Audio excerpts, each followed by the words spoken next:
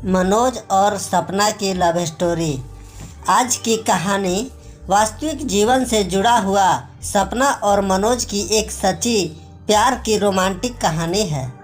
प्यार एक ऐसी चीज़ है जो दुनिया के सभी इंसानों ने कम या ज़्यादा करते ही हैं, लेकिन वास्तव में सच्चा प्यार करने वाला बहुत ही कम देखने को मिलता है, क्योंकि प्यार एक पवित्र रिश्ता है और इसी रिश्ते को बहुत से इंसान गलत तरीक़ों से देखते हैं और करते भी हैं। लेकिन जो सच्चा मन से बिना कोई स्वार्थ से प्यार करता है वही इंसान सच्चे प्यार का हकदार है। लेकिन सवाल ये भी उठता है कि क्या सच्चा प्यार करने वालों को उनका प्यार मिलता है? दोस्तों, ये सवालों की जवाब भी मेरे पास है, लेकिन हम इस कहानी के माध्यम से थोड़ा समझाने की कोशिश करता हूँ। तो चलिए इस कहानी के तरफ आगे बढ़ते हैं और जानते हैं कि वास्तव जीवन में सच्चा प्यार कैसे होता है। ये कहानी शुरू होती है 2016 में। तब मनोज 22 साल की उम्र में दिल्ली में एक प्राइवेट कंपनी में जॉब करता था, लेकिन उनका असली घर झारखंड के लातेहार में था और वह जॉब के सिलसिले में दिल्ली में अकेले ही रहता था। मनोज अपने माता पिता के इकलौता संतान था, इसलिए वह घर का बहुत ही लाडला था। मनोज की ऑफिस हर हफ्ते के रविवार को छुट्टी रहता था और मनोज को उस दिन छुट्टी मिलने के कारण वह हर रविवार की शाम के वक्त अपने घर से थोड़ा दूर एक पार्क में घूमने के लिए जाता था। मनोज ने एक दिन रविवार को पार्क में घूमने के लिए गया और वह थोड़ा पार्क में योग व्यायाम किया और थोड़ा थकान महसूस होने पर पार्क की एक बेंच में जाकर बैठ गया। मनोज बैठा ही था, तभी देखा कि उसके पास वाला एक बेंच पर एक औरत के साथ एक बच्ची बैठी है और मनोज देखा कि वह औरत थोड़ा उदास है। मनोज ने नज़रअंदाज करते हुए पार्क की चारों तरफ नज़र घुमाकर देखने लगा। कुछ ही देर बाद जब मनोज की नज़र उस बेंच पर पड़ी तो देखा कि वह औरत और वो बच्ची वहाँ नहीं है। थोड़ा शाम की अंधेरा भी हो चुका था। तभी मनोज ने उस बेंच पर धुंधला धुंधला सा नज़रों से देखा कि एक लाल रंग का कोई सामान पड़ा है, क्योंकि पार्क में ज़्यादा लाइट न होने की वजह से उसे साफ साफ नज़र नहीं आ रहा था। मनोज ने जब उठकर उस बेंच पर गया तो देखा कि एक लाल रंग की लड़कियों की बैग पड़ा है। मनोज को लगा शायद वह बैग उसी औरत का होगा जो उसके साथ एक छोटी बच्ची थी। शायद वह जल्दबाजी में भूल गई होगी। मनोज ने वह बैग को पार्क में ना खोलकर वह बैग लेकर अपने घर में चला आया।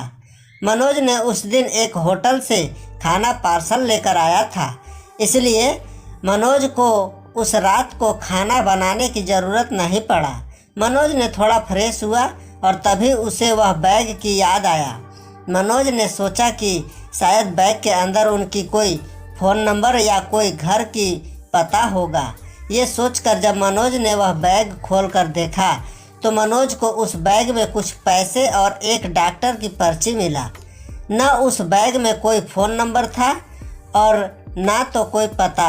मनोज ने डॉक्टर का पर्ची देखा तो उस पर्ची में डॉक्टर का पता दिया हुआ था और वह डॉक्टर का चैम्बर मनोज के घर से आधा घंटे की दूरी पर था। अगले दिन सुबह मनोज ने अपने ऑफिस से 2 घंटे की छुट्टी लेकर उस डॉक्टर के पास गया। डॉक्टर से पूछने पर पता चला कि वह औरत के नाम सपना है और उसके एक छोटी 5 साल की बेटी है जिसका नाम आरुषि है और उनकी फ्लैट पास के एक सोसाइटी में है। मनोज देर ना करके तुरंत उस पते पर पहुंच गया और फ्लैट की घंटी बजाई। सपना ने दरवाज़ा खोला और पूछा, कौन हो आप? मनोज ने वह बैग देते हुए कहा, जी मैडम, मैं मनोज हूँ और शायद ये बैग आपकी है जो कल शाम के वक्त पार्क में छूट गया था।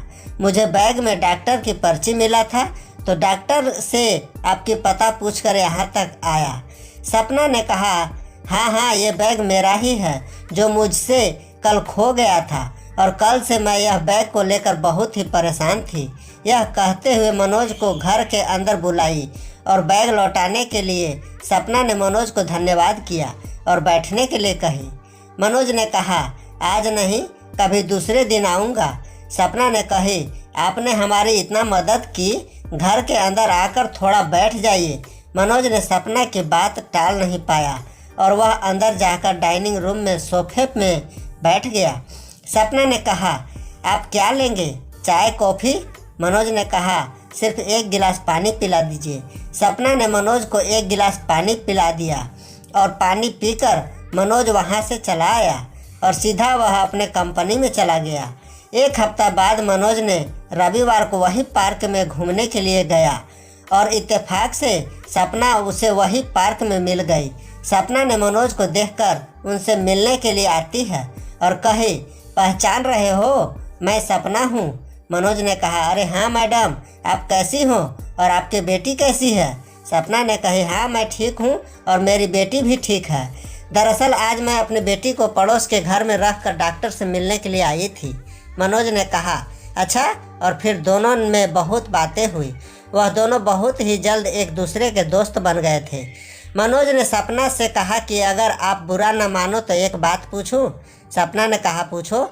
मनोज ने कहा, आप हर रविवार को डॉक्टर के पास जाते हो, क्या बात है, कोई बीमार है? सपना ने कहा, सब कुछ बताऊंगा, अगर आपको वक्त मिले तो घर में आ जाना, दोनों मिलकर बातें करेंगे। और अभी मुझे जाना है क्योंकि आरुषि पड़ोस के पास अकेली है। ये कहते हुए सपना वहाँ से चली गई। मनोज ने कुछ दिन बाद ही सपना के घर गया। आपको बता दूं कि सपना देखने में बहुत ही खूबसूरत थी। मनोज ने सपना को पसंद करने लगा था। सपना ने घर के दरवाज़ा खोला और मनोज को बैठने के लिए कही। वह दोनों बातें करते करते जब एक दूसरे के बारे में जानने के लिए पूछा तो पहले मनोज ने अपने बारे में सारे बात बताई। मनोज की सारी बातें सुनने के बाद सपना ने कही, इस फ्लैट में मैं और मेरी बेटी आरुषि दोनों रहती हूँ और मैं एक ऑफिस जॉब करती हूँ। मेरा पति का 2 साल पहले एक कार एक्सीडेंट में मौत हो गया और मेरा ससुराल वाले मेरा पति का मौत के जिम्मेवार मुझे ही मानता है, इसलिए वह लोग मुझे अपनाया नहीं। तब से हम दोनों यहाँ अकेली ही रहती हूँ और मेरा अपने माता पिता भी मुझसे कोई संपर्क नहीं करता। सपना की दुख भरी कहानी सुनकर मनोज की आंखों में आंसू आ गए।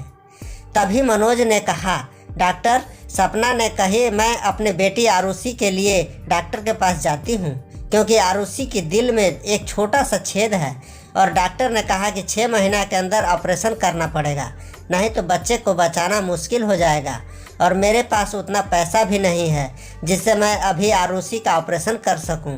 मैं क्या करूं मुझे समझ में नहीं आ रहा है, इसलिए मैं कुछ दिनों से परेशान हूं क्योंकि अकेले छोड़कर ऑफिस जाने में मुझे डर लगता है। इसलिए कुछ दिन से मैं ऑफिस से छुट्टी लिया हूं ताकि आरुषि का ठीक से देखभाल कर सकूं। मनोज ने कहा, आरुषि के ऑपरेशन के लिए डॉक्टर ने कितना पैसा मांगा है?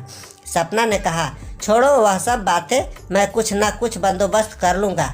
ये कहने के बाद सपना ने मनोज को चाय दिया और मनोज ने चाय पीकर सपना के घर से चला गया और कहा, बाद में मिलता हूँ। अगले ही रविवार को मनोज ने डॉक्टर के पास जाकर आरुषि के बारे में बात की।